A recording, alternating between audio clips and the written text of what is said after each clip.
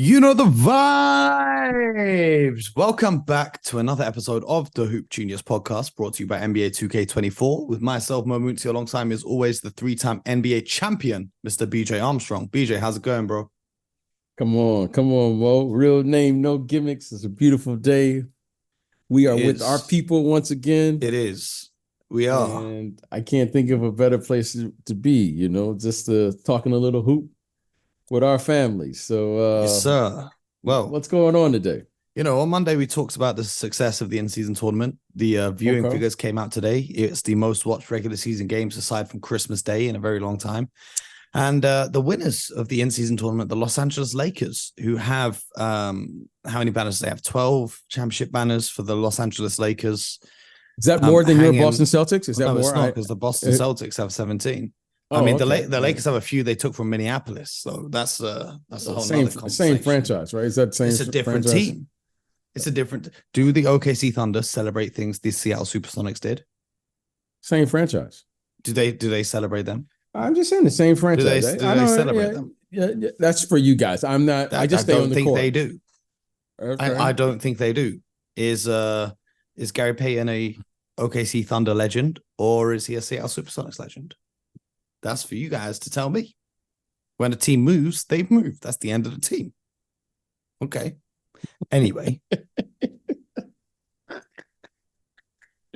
Pretty simple logic to me. Here's the thing. BJ. If the Boston Celtics moved, okay, and they became the London Celtics, they can't hang 17 banners in London that weren't won there. They can't celebrate 17 championships that weren't won there, because the team is more than just a piece of cloth hanging in the arena. There's the community around it. It's the generations of fans that have been around the team. Last time I checked, Minneapolis ain't nowhere near LA. But you can claim those championships if you want. That's cool. That's what you need to do. If that's what you need to do, that's cool. Anyway, sidetrack. Let's get back to it. The Lakers will be adding another banner to their rafters. The Lakers will hang a single banner in different in color and shape to commemorate their in-season tournament win. If/when they win the NBA Cup again, this tweet has so many typos in Dan Wojcicki Sports. They will be added to that banner. The team wants to honor the moment, but understands it's different from championship. So they're going to hang a banner. It's not going to be like a real championship banner. It's going to be a different shape and a different color. And it's going to have space. I guess it will just be one banner that says in-season tournament. And anytime they win it, they'll just write the year that they won it on and just add to it. Right? Cool, whatever. Okay. What are your thoughts? You've raised 3 championship banners. What do you think about this? Well, I think it's definitely a reason to celebrate. It's an accomplishment. It's an achievement. It's the very first one. So I think it will be some reflection on that some years from now. When you look back on the very first one, the Lakers will say the very first in-season tournament. So I think it's terrific. Now, what does that mean? Do I hold it in the same regard as the NBA championship? Was it the Larry O'Brien? Is that what it's called? The Larry O'Brien trophy? No. However, I do think it is reason to celebrate. I mean, you play, you compete, and when you win, no matter how small the celebration is, you celebrate that, a small achievement. So I think it's terrific. However, I'm not giving it the same recognition as the regular season or postseason or the championship for the entire season. But it is something to celebrate. Yeah, I mean, shout out to the Lakers for winning it. They didn't originally want to put a banner up. The league must have made the call to legitimize this tournament because the Lakers said they wouldn't raise the banner for it, and now they are. Here's what I would say, because a clip of Kobe Bryant has been going around social media where he said, we don't raise banners for division titles. We don't raise banners for conference titles. We only raise banners for NBA championships. And fans have been saying he would be ashamed if they were raising this banner, da-da-da. Here's the thing. You telling me that Kobe Bryant, if he was in the NBA right now, wouldn't be playing harder than anyone to go win that trophy? He went hard every night he was on the floor. I don't think he'd be too mad at it. So, yeah, it's cool. Don't take your eyes off the prize, though. Don't take your eyes off the prize. Yeah, I think this is a huge success for the NBA, right? They we're here in the United States, we have NFL football happening right now. Clearly, some viewership was achieved or attained, and they broke into that. It's clear. They did a terrific job. I think people are talking about basketball, and the numbers reflect that. Check. I'm sure business, it was a success for them in many regards. Check. And the players showed up to the event. So I think overall it was a huge success.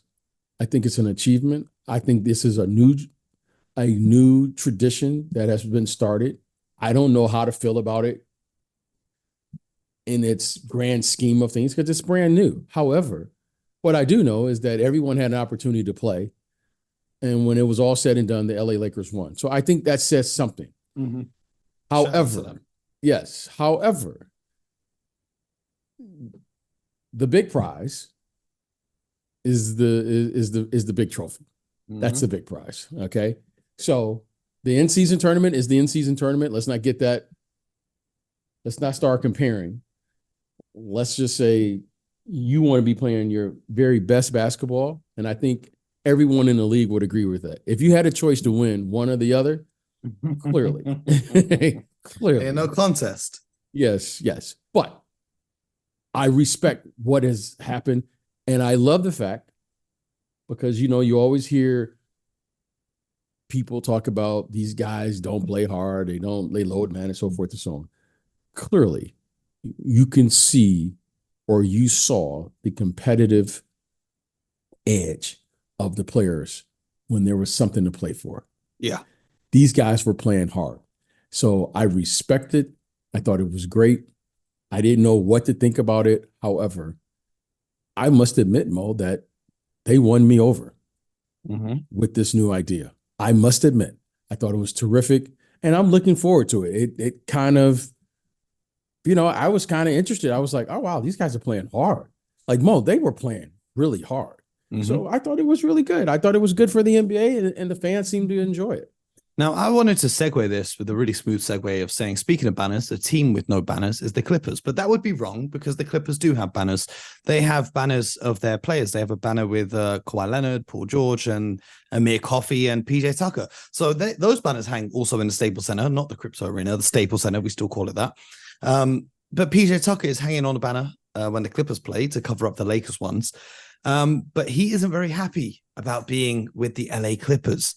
He has said, and this is a quote from him, I feel like I still got a lot to contribute to a team to be able to win, whether that's here or somewhere else. I know myself, my worth. I know what I bring. I know what I brought. I know what I can continue to bring. And with that, I want to be able to go to a good team that I can be able to help. Pretty bad for the Clippers that their own player doesn't view it as a good team right now, which is pretty interesting. With PJ Tucker, they asked him, are you okay with the role you have on his team? He says, I don't have a role on this team. I'm not playing. I'm out the lineup. The decision was made and I'm living with it, but I feel like I've got a lot to contribute, etc., etc.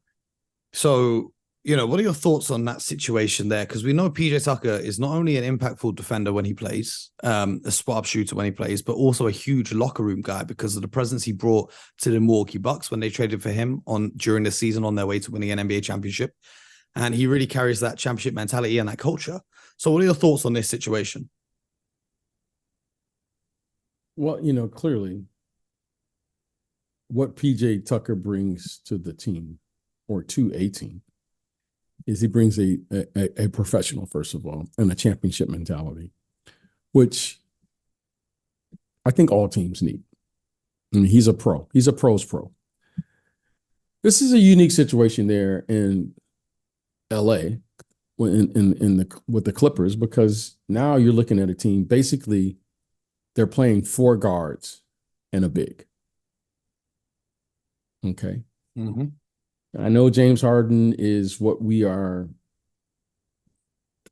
for the sake of giving it a term, we're saying he's a point guard. However, he is a scoring guard who just happens to be playing the lead guard position right now.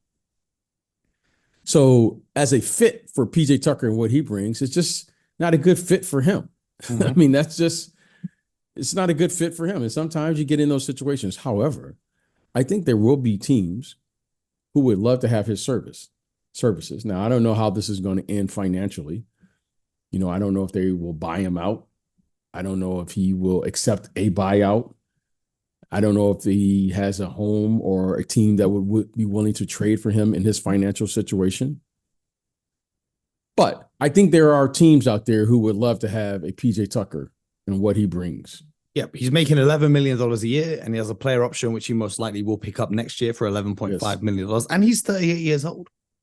Yeah, so I think there probably will be conversations. I don't know. If I were to guess here, I would probably think that teams will monitor the buyout. I think they would probably do that, knowing that he has a player option for next year. That most likely, I agree with you that he will pick up. At this age, at this stage of his career, at his age, what is he? 30? 38? Yeah, he's 30. Where's it gone? I just had it up right now. I think he's 38 right now. He'll be 39. Okay, so at this stage of his career, why are you giving back money? This will probably be his last big deal. So I would think that will probably come into play, and however resolve itself, depending on the finances of the situation. I know that's one you'll keep an eye on. I'm sure that's probably how most executives are going to view this. So we'll see how it plays out. Which team do you think would benefit the most from adding PJ Tucker to their squad right now? Well, Mo, I think you say these things, and I can't help but as a former executive and a person who's now working in the business, it's just not that simple to me. Because you gotta. Where would you like to see him land? Well, here's the thing. Like, all right, if you're gonna put a player on a team, then you got to take some players off of a team. Well, like, no, it's not like if he is bought out of his contract, hypothetically, if he's bought out of his contract and he could sign with any team in the NBA, okay, which team would you like to see him? Because trading for him, no contenders can trade for that. Really, that $11 million. I know the Celtics had an exception that expired 2 nights ago for $7.9 million for their Grant Williams trade exception, which they could have found a way to make that work. A team that I would like to see him with, because it just fits his personality, would be the Miami Heat. I think that would be. He's tried that already, and I thought it was very successful when he was there. I thought it was successful when he went there, and I thought that's what allowed him to play into his next deal, if I remember correctly. Right? Didn't he go from Miami to Philadelphia? Yeah, yes. And James Harden taking less money allowed him to. Yeah. So look, you have to appreciate what he brings, right? If you're looking for someone to shoot threes, if you're looking for someone to score, no. But if you're looking for someone that's gonna be a professional, contribute and play winning basketball, and that's not every team in the league. Okay, I think there are just a few teams that are committed to the defensive end of the court and are going to really appreciate what he brings. So, and at this stage of the game, because now it's already December, you're asking for someone to fit in, and so you want to be familiar with what you're going to bring in. Do I see a seamless fit with the team right now? No. And you got to remember he's 38 years of age now. Okay. Do you know where I'd like to see him? Okay. I'd like to see him with the Orlando Magic. Because number one, leadership and experience. Number two, Jonathan Isaac, who's a fantastic defender, has been. But yeah, where is he going to play though? He's not going to play if he's going to be healthy the whole time through. You know what I'm saying? Yeah, but where would he play there? Where would he play there? No, this is what I'm saying. Jonathan Isaac, who's injured pretty much all the time in the NBA, he picks up another injury. He's a guy they could look at to bring in. But Paolo is unless I'm missing something, Paolo is clearly the power forward there, right? Or yes. Am I missing something here? And then you have the other kid there. It's Franz Wagner. Mm-hmm. I mean, he plays a significant amount of minutes. Then you got the Mo Wagner kid. You got Joe Ingles, right? Who's around a 6'7", whatever, some type of forward. Yeah, he plays. Where do you? Then you got the other kids. Is he coming back this year? The kid from Duke, the starting center, Wendell Carr. Yeah. Well, you look at it like this: Mo Wagner, Wendell Carr, Goga, who plays there as well. They all play the center, and then you've got Paolo, and then backing him up at power forward is Jonathan Isaac, who, if we look at his career, is extremely impactful when he does play. However, last season he played 11 games. The 2 seasons before, he did not play in either of those 2 seasons. The season before that, he played 34 games. And then that's it at a power forward. Then at a small forward, you've got Franz Wagner, Joe Ingles, and that's that. You know what I mean? I think and then I think Markelle Fultz. Then you have but okay. They play a lot of small ball. They play the kid Cole Anthony. They play the other kid. Who's the other kid that's Jalen there? Suggs. That's Jalen Suggs. Okay, and those guys are all playing. And then Markelle Fultz. So they play. I just don't see. When you're trying to put together a team, as you're going to, you've committed now to being an executive, you got to put the youth with the youth, right? I don't look at PJ Tucker as being a young guy that's going to want to play with a youthful team at this stage of his career. But maybe I might be wrong. He has experience that they can learn from. He knows what it takes to win a NBA championship. And that's always great when that guy is playing and contributing. I don't see him getting minutes there. I just don't. But you could be right. I don't see... Paulo clearly is priority 1. The Wagner kid, right? Franz Wagner is priority.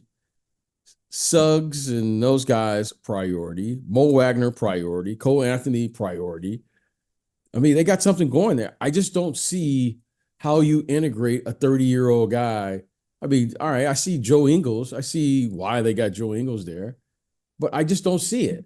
Like, I see him going in and saying, okay, this is what I do, right? He's not a scorer. What about Golden State?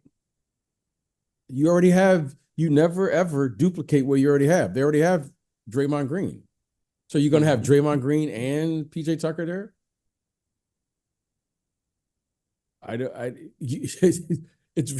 You can't do that. Like, in today's game, you can't have... It's really hard to play with one guy who's not considered a threat from the perimeter, right? So either you're a threat from the perimeter or you're a vertical threat from the lob. It's very hard to play with 2 guys like that on the court. Draymond Green's hitting 45% of his threes so far this season. Okay, and that's great. And then PJ Tucker, teams don't really want to leave him that open. If you tell me Draymond Green is shooting and Steph's not shooting, that's a win for the defense. That's a win. That's a win where 45% of the time it ends up in 3 points on the scoreboard for Golden State. And my question is, how many of those are he going to take? I don't think he's going to take 20 shots per game. No, he's currently taking 3 a game. Three pointers a game. Okay, that's what I'm saying. Like, yeah, all right. Well, speaking of Golden State, what do you think they should do? Because a lot of people are talking about they need to bench. Mo, there's nothing they can do. Do you think they need to change their starting lineup? Mo, here is what has to happen. It happens to every single team in every single sport since the beginning of time. When it ends, Mo, it's always going to end bad. We've had this. Okay. So let's watch it. Celebrate the greatness that they had over a decade or so. And now, Mo, those guys have aged. Okay? Mm-hmm. Believe it or not, Mo, they're not robots. They're aging. They're aging right in front of us. And no one who's ever had a sustained level of excellence for a length of time has gotten away from this linear curve line. Except LeBron. Okay. He had a run of 10 straight or whatever. He went to the finals or something, right? Mm-hmm. And now, Mo, a couple years in there, they didn't even make the playoffs a year or 2. Yeah. Just is what it is. Mo, it is what this is what it is. Like, it's kind of like I don't know what to think of it, but it's kind of like we are stuck like in the past. Like, okay, when you're playing, you have a window of opportunity that you can play and you can actually compete at that level. And we always point to that. Okay, he had a phenomenal run. But now, Mo, unless I missed something, I think LeBron has said, we need Anthony Davis to. Did you see the clip of Paul Pierce and Kevin Garnett? Yeah, I saw it. Where they were debating if he's still a top 5 player. Yeah, I saw it. What did you think? Mo, you've heard me say this now for 2 or 3 years. Give me what you got at your age. Oh, you're 38. Like, what I'll say this to that. If it's a one-off game or a one series, I'd say LeBron is a top 5 player. Okay, that's over fine. 82, maybe not. I hear where Paul is coming from. That's fine. Everyone is like, listen. Everyone is acting as if these 20 years is something. We've seen players play 20 years. We saw Kareem. We've seen guys, and these guys went to college for 4 years. Vince Carter. Yeah, and these guys went to college for 4 years. Okay, think about that. Kareem and these guys played 4 years in college and still played 20 years. Kevin Willis and Vince Carter, I think, went to school for about 2 or 3 years or something. So, Mo, I mean, we're acting as if we don't know the facts. We know the facts. We know the history. However, Mo, the thing that's incredible is that he's been able to play at a sustained level. But clearly now, Mo, he's 38. Give me what you got, and I'm going to take it. The goal for him now is not to be a top 5 player. The goal for him is availability, because you just don't know how your body is going to respond. Like if he was 28, Mo, that's a good debate. He's 38 years of age. He's going to be 39 here soon. Give me what you got. I'm going to celebrate it. I'm going to enjoy it. And for me to think at 38, 39, that his objective is, first of all, at 38, 39 years of age, why do I even care? Like, yeah. Okay. So to me, this is just like clickbait. Hell yeah. Why do we care? What I do care about is, here is a man that's 38 years of age, Mo, still finding a way to contribute and compete at this age. Now, what I know, Mo, is at 38, 39, you just never know how you're going to feel the next day. Mm-hmm. So I'm going to enjoy this.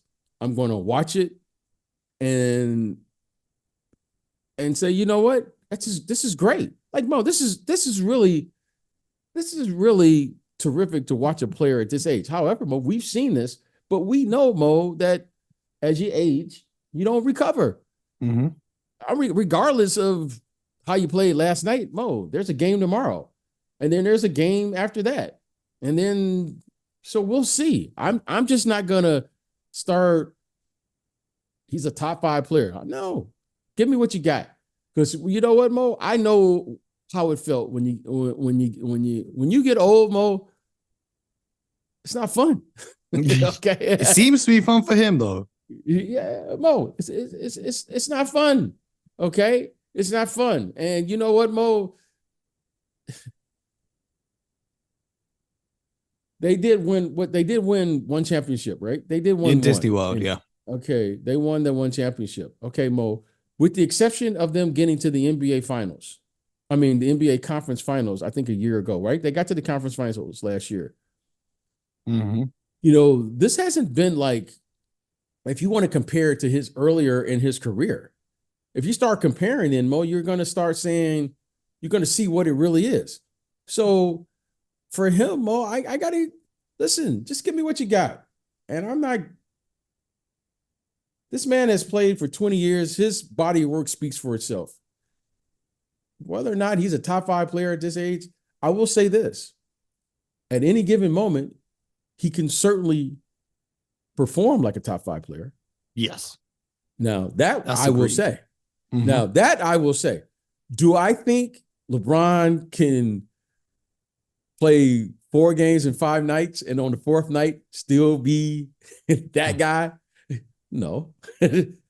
Do I think he's going to be as good on a back-to-back as he once was early in his career? No. But any given night, though, Mo, I could turn on my television set and say, "You watching a top 5 player?" Now, that I will say.